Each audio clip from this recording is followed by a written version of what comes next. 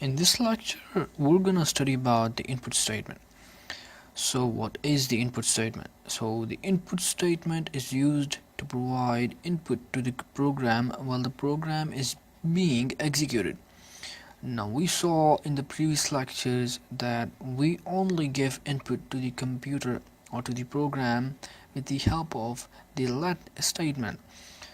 So and that was during the duration of programming or when we were writing the programs, and we used only the let statement to provide input to the program, while with the help of the input statement we can provide input to the program during the execution.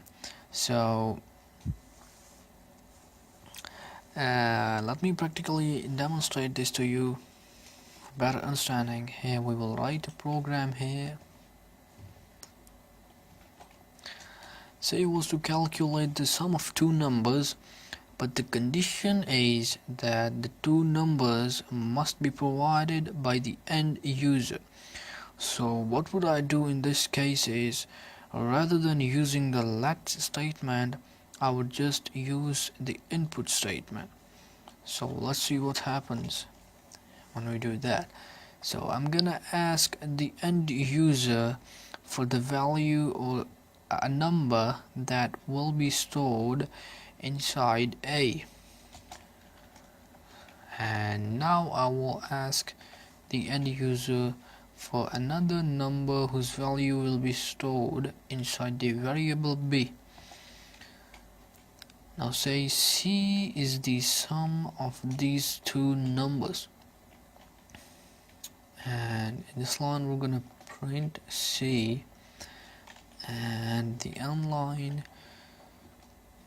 Now we're gonna run the program and see what the results are. So you see, when we press the F2 key or we type the run command, the program will ask us for input, and that would be a question mark prompt will appear, and it will ask us the value of the first variable.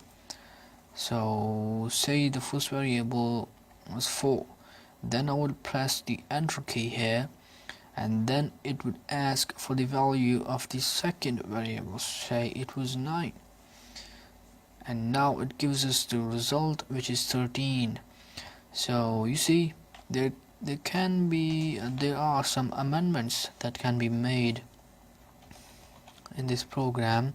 For example, instead of writing or inputting these two variables, the values of these two variables in separate lines, we can write them in the same line by placing simply a comma here.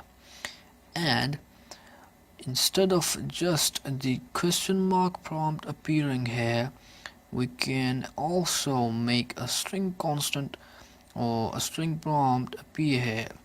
So let me write another program here. Sorry, I forgot the CLS.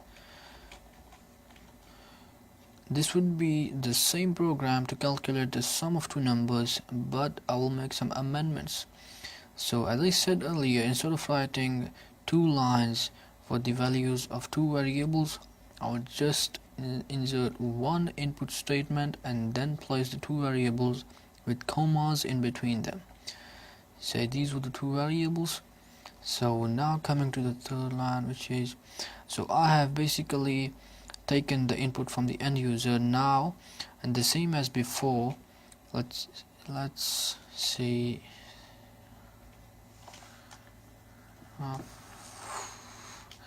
So C is the sum of A and B, and in this case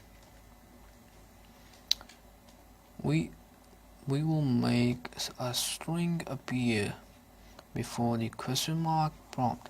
So let the string be,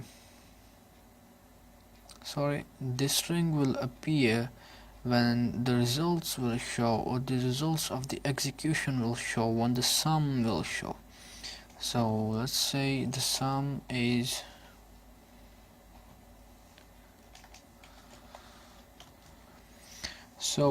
we are stating here as, so we will insert this semicolon here, and then we would type C, which as we stated earlier is the sum of a and b variables.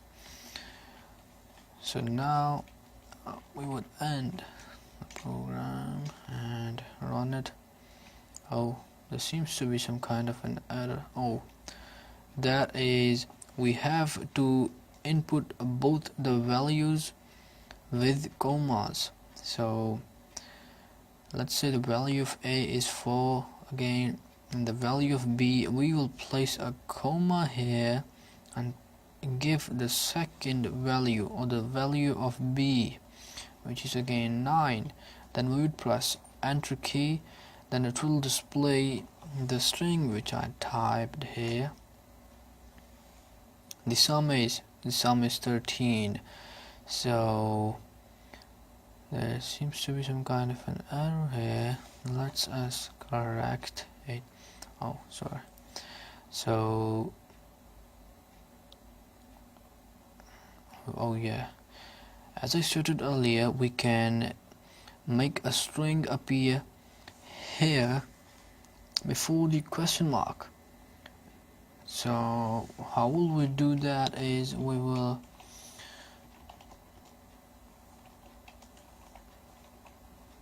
just insert the string after the input statement here.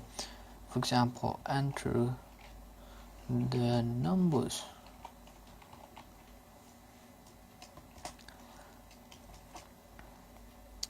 And we can also make the question mark appear by simply kind of replacing the question mark will be kind of